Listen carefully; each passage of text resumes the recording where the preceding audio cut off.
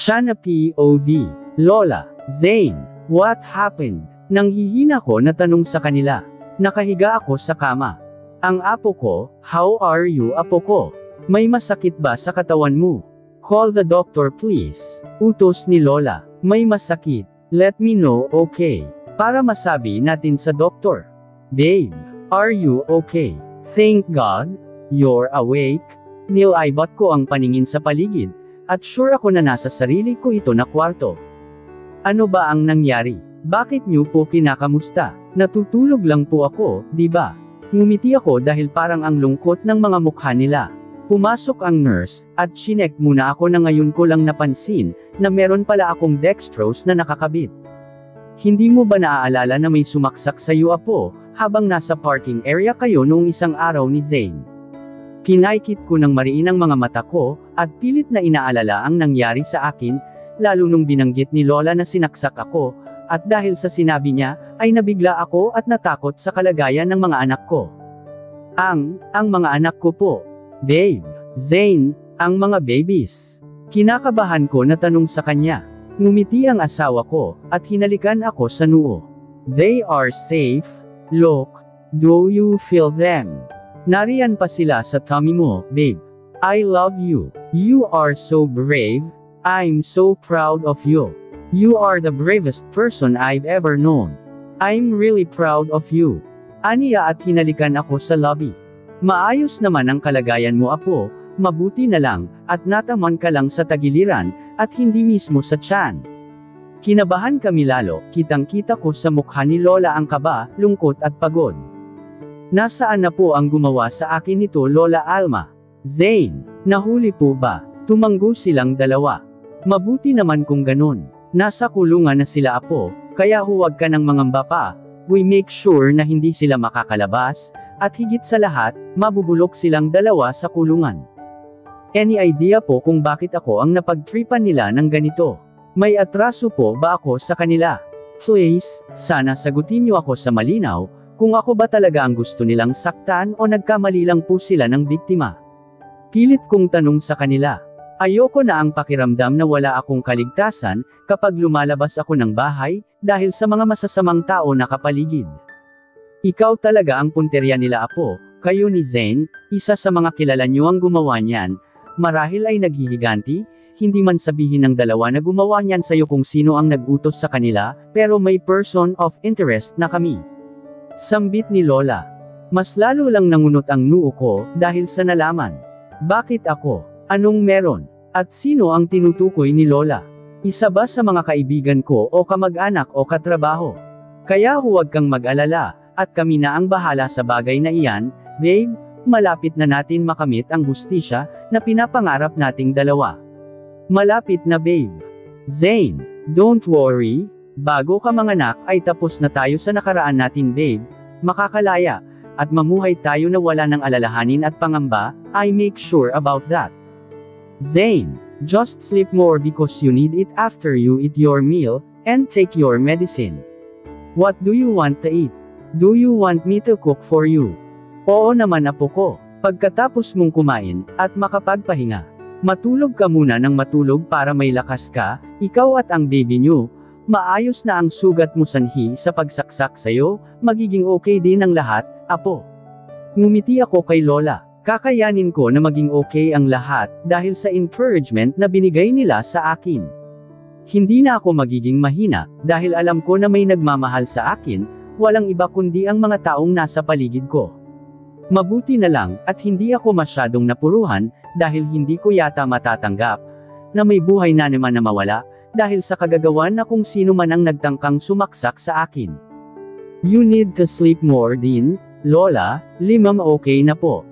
Say, I'm better now. Thank you for always taking good care of me, Lola Alma. Thank you so much. I'm strong because of you. I love you. Yes Lola, ako na po ang magbabantay sa asawa ko. Matulog na rin po kayo, dahil alam ko po na puyat po kayo. Thank you po Lola, sa lahat na itinuro mo po sa akin, at sa parating nariyan kay Shana apo. Pangako, aalagaan ko po ang mahal ko, saad ni Zane kay Lola, kaya biglang uminit ang pisngi ko. Agad akong umiwas, para hindi mahalata, but I only heard Zane chuckle. Walang anuman mga apo ko, ginagawa ko ito dahil ganoon ko kayo pinapahalagahan. Bumabawi ang Lola Alma niyo sa mga pagkukulang na ginawa niya sa inyo. Lola, marami na po kayong naitulong sa akin, sa amin ni Zane po. Alam ko naman yan, kaya sobrang nagpapasalamat ako na nariyan parent kayong dalawa sa isa't isa. Kung ano man ang mangyari ay masaya ako na nakilala ko si Zane, apo. May napagdaanan na kayo na hindi natin inaasahan na pagsubok sa buhay, pero look out you both. God finds a way to see you guys happy, and still both love each other. The two of you meant for each talaga, and I'm so happy and proud. And I couldn't believe, na kayo talaga ang magkatuluyan, sa dami ng pinagdaanan nyo. I'm happy beyond lalo sa mga achievement na natatamasa nyo, sobrang nakaka-proud. Lola. I know, apo, I know, sobrang proud lang ako sa inyong dalawa. Sobrang proud ang Lola Alma nyo. Kung ano man ang mga pinagdaanan nyo sa buhay, ay laban lang ng laban, at huwag kayong bumitaw sa isa't isa. Marami pa kayong pagdaanan bilang mag-asawa, kaya kung ano man iyan, ay dapat usapan bago kayo matulog, bago pa dumating ang bukas. Napagdaan nyo ang isang pangyayari, na naging sanhi ng bangungot nyo, at bagay na matagal kong pinagsisihan, dahil hindi agad ako naniniwala. Lola Alma, sabay namin ni Zane. Gayunpaman, God is so good, na hindi kayo pinabayaan, na iligtas kayo. Aniya na naluluha, kaya napaiyak na rin ako. May naalala na ako, hindi man buo, pero may naalala na ako, kung sino ba talaga si Zane sa buhay ko. Ano ang nangyari sa past na tinutukoy nila? Nakakalungkot mang isipin na sa ganang paraan na may nangyari sa amin ni Zane, pero hindi ko pinagsisihan na binigay ko ang pagkatao ko sa kanya. Hindi ko nga maisip, na hanggang ngayon, ay heto kami at pinagtagpo pa rin ng tadhana. Dahil tama nga na inaantok na si Lola Alma, kaya ay nag-alaya na siya ng 2 nurse na pumanhik na sa kanyang kwarto, para makahiga ng maayos sa kama. Thank you. Malambing kong wika kay Zane, habang magkayakap kaming 2 nakahiga sa kama. Hindi na masyadong masakit ang sugat ko, dahil hindi naman ito sobrang malalim. Parang tinatakot lang ako ng mga masasamang tao na iyon. Thank you for what, babe? For everything, thank you so much. Alam mo ba na may naalala na ako? Naramdaman ko na biglang nanigas si Zane, kaya natawa ako at kinurot ko siya sa tagiliran. You remembered everything. Ano ka ba, hindi naman lahat, pero may naalala na ako, at ayoko nang maalala pa kung ako ang tatanungin. Ang mahalaga sa lumipas na taon, ay tayo pa rin ang tinadhana, is that amazing? Hinigpitan ni Zane ang pagyakap sa akin, na akala mo bibitaw ako. Amazing, akala ko nga hanggang doon na lang natatapos ang kwento nating dalawa. When I tried to escape para mahabol ka, it was the time, na na-corner nila ako, kasabay ng putok ng baril, ay pareho kaming bumagsak sa lupa ng kalaban, at hindi ko na alam kung ano ang nangyari.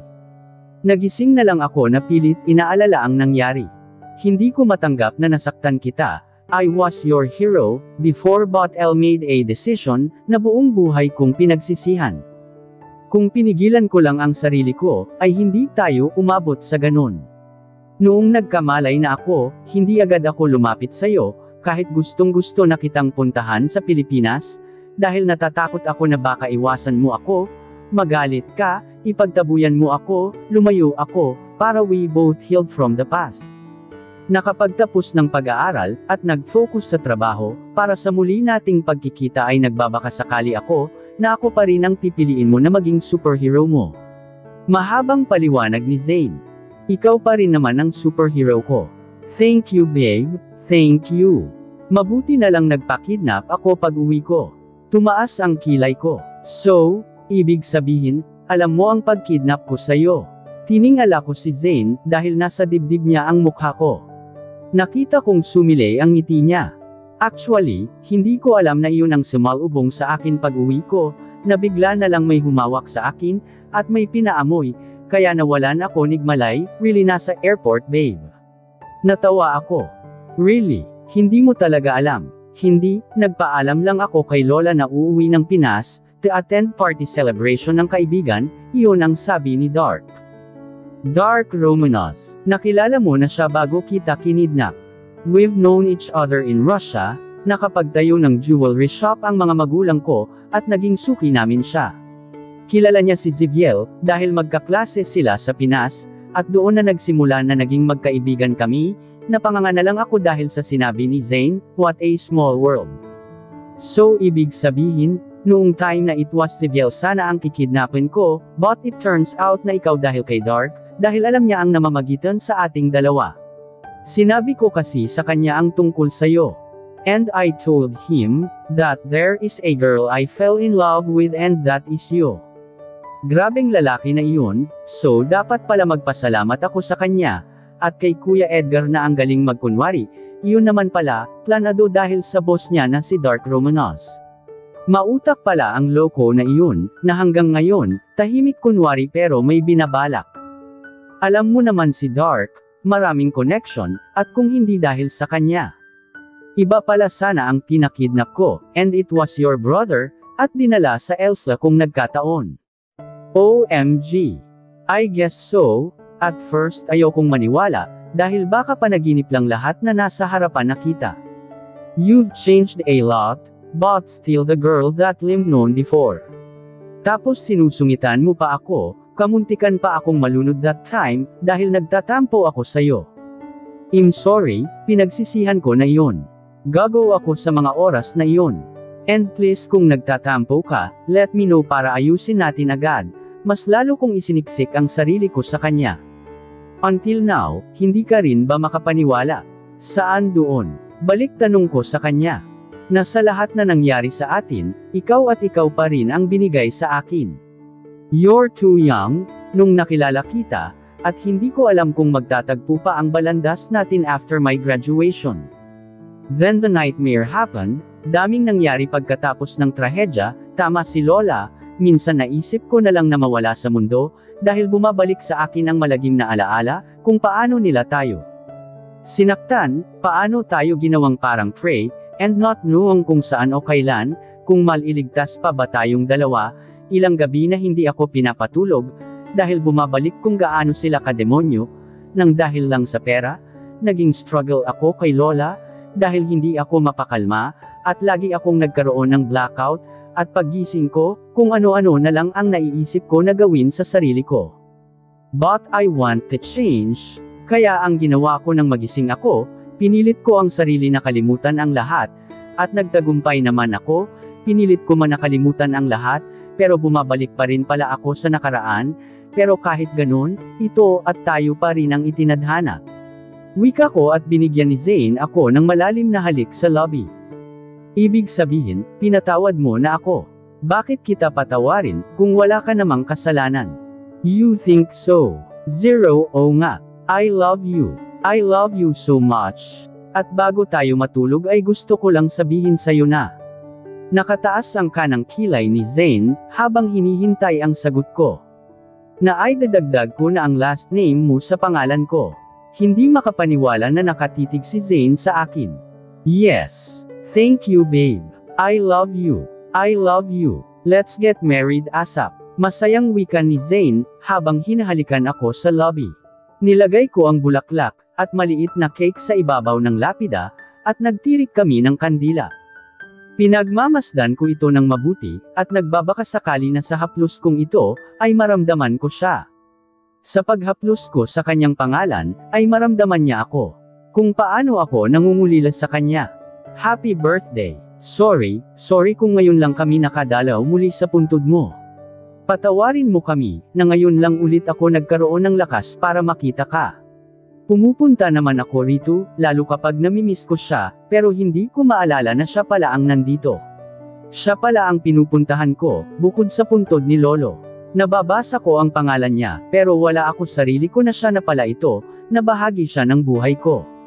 Funny diba? Hate my mind sometimes, dahil nakasali siya sa nakalimutan ko. Masaya kaya siya sa kabilang buhay? May kalaro kaya siya sa mga oras na ito? Sino ang nagpapatahan sa kanya kapag umiiyak siya? Sana masaya siya ngayon, kahit na hindi ko alam. Kung ano ang maramdaman ko, kung hindi niya ako mapapatawad hanggang ngayon. Babe, kahit wala siya sa harapan natin, napatawad niya na tayo. Tiningala ko si Zane patagilid. You think so? Niyakap ako ni Zane ng mahigpit, habang nasa likuran ko siya. Naintindihan niya tayo, babe. Alam ko na alam ng anak natin, na hindi natin ginusto ang nangyari. Alam niya, na sa mga nagdaang na taon, ay unti-unti niya tayong naiintindihan, hindi natin sinasadya ang lahat, kung bakit nawala ang anak natin. Isinandal ko ang aking likuran sa katawan ni Zane, habang nakayakap pa rin siya sa akin, at pareho kaming nakatingin sa maliit na puntod, na semento ng aming anak na babae, na kinuha na sa amin, matagal na panahon. Kung naging maingat lang ako noon, hindi sana siya nawala sa atin ngayon. Malaki na siya, marahil dalaga na o binata na, hindi ko man lang alam ang kasarian niya, pero para sa akin babae siya. Babae ang anak natin. Mahirap kalabanan ang lahat, hindi ko alam na may laman na pala ang tiyan ko. Babe, naligo ako noon, at bigla na lang akong nahilo, noong sinabi ni Lola sa akin na kinuha na siya sa akin, halos hindi ko nakilala ang sarili ko. Umiyak ako kay Lola, hindi dahil gusto kong makalimutan ang anak natin, kundi gusto ko nang makalimot sa lahat ng sakit na dumating sa buhay ko, sa ganoong edad. Imagine, ang bata ko pa pala, pero handa akong maging ina, kung binigay siya sa akin. Ang anak natin, Zane. Siya na, babe, hindi natin ginusto ang lahat. Marahil nangyari iyon, dahil may dahilan kung paano tayo lumaban, at tanggapin ang mga pagsubok sa buhay natin, na ni minsan, hindi natin ginusto. Hindi natin gustong maranasan, pero iyon ang binigay sa atin. Nangyari man ang pagkidnap ko sa iyo, at dinala kita sa isla. Iyon pala ang dahilan, para unti-unti nating mabuksan, ang ating nakaraan. True babe, at dahil nalampasan na natin ang bangungot ng kahapon, bukas, makalawa, malaya na tayo. Magsisimula tayo na masaya, at pangako, aalagaan kita. Pangako ko sa harap ng ating mga anak, na ikaw lang ang mamahalin ko, ang kaati ng mundo ko, na paharap ako sa kanya, dahil bigla siyang lumuhad sa harapan ko. What are you doing? Nakangiti ko na tanong sa kanya, lalo at may singsing na nakahain sa aking harapan. You promised to marry me this time, babe. Pwede na ba? Pinikot ko ang ilong ni Zane. May singsing na ako, oh look. Pinakita ko sa kanya ang 3 singsing na binigay niya sa akin. Dagdagan ko iyan every year, babe. Promise. Ano? Seryoso? Yes. Hindi naman talaga ako mahilig mag-design ng singsing, yung 2 unggoy lang naman. Pero dahil special ka, kaya ako mismo ang nag-design, at gumawa ng lahat ng singsing na binigay ko sa'yo. Wika ni Zane, at hinalikan ang aking kamay, habang nakaluhod pa rin ang mahal ko. So yes, right. Of course, I will marry you, Vinyo Zane Mornet. Malambing na wika ko sa kanya. Tumayo si Zane, at niyakap ako ng mahigpit. Thank you babe. Thank you. I love you. I'll love you for the rest of my life. Look, babies. Did you hear that? This time, pakakasalan na ako ni Mommy Shana. Alam ko na tulad ko, masaya kayo para sa amin. Excited na ba kayo sa kasal namin ni Mommy? Hindi. Sabay kaming napalingon sa nagsalita. Natutap ko ang bibig ko ng palad, dahil nagulat na nariyan ang mga kaibigan namin. Anong ginagawa niyo rito? Nang gigigil na tanong ni Zane, sa 10 kalalakihan na dumating. Nagdala sila ng tig-iisang tangkay ng bulaklak, at pinakita kay Zane, at kanya-kanyang lagay sa puntod ng anak namin. Naiiyak ako, pero pinigilan ko lang. Salamat, ngiti kong sabi sa kanila. Anong ginagawa niyo nga dito? Kita mo naman siguro, kung bakit kami nandito. Condolence pala pare, Miss Cole, nabalitaan namin ang nangyari, dahil sa chismoso natin na kaibigan, kanya-kanyang talikod, at kunwari nagbabasa ng pangalan, na nasa lapida ang mga kalalakihan, dahil sa sinabi ni Riker Salavanyo, accept kay Dark Romanos, at Devi Valentino na nakatingin lang sa lapida ng anak namin ni Zane. Sino sa kanila ang chismoso? Yuzisa ni Zane, kaya napailing na lang ako, dahil busy parent ang mga kaibigan namin, takot na malaman namin kung sino sa kanila, ang nagmamarides na narito kami sa sementeryo, at para manggulo. Hala pre, may pangalan ka pala dito, oh, Carlos, kapangalan mo gago. Mura na wika ni Edzil. Ikaw rin, Eds Montenegro, at kung ano-ano pa ang mga sinasabi nila, para makaiwas sa tanong ni Zane. Lako rin Zyro, kulang lang ng Eliscald, hinahanap ko pa. Sambit ni Vincent. Gago, hindi pa nga ako tapos na magmamoment sa mag-ina ko, sumusulpot naman kayo.